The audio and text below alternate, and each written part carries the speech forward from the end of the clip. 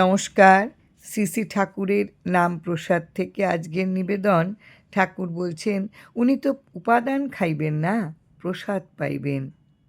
কলকাতার ঠাকুরের উপস্থিতিতে ভক্তপ্রবর ডক্টর জি.এম. দাশগুপ্তের আঙিনায় সত্যনারায়ণের সেবার আয়োজন হয়েছে।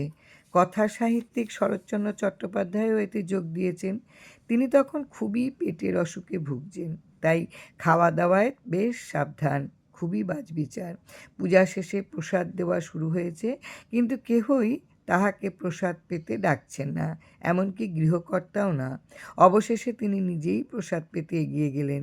এ সময়ে চিকিৎসক ডক্টর জি.এম. দাশগুপ্ত তাকে এসে বারণ করলেন, কিন্তু শরৎবাবু প্রসাদ পেতে চান।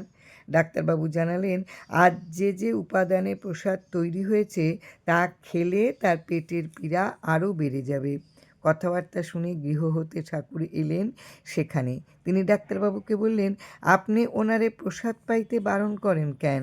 উনি তো উপাদান খাইবেন না, প্রসাদ পাইবেন। শরৎচন্দ্র সেদিন তৃপ্ত মনে প্রসাদ পেয়ে চলে গেলেন। আসলে আমরা প্রসাদের মাঝেও উপাদান খুঁজি, আর লীলার মধ্য দিয়ে প্রসাদ উপাদান নয়, ওটা হচ্ছে প্রসাদ।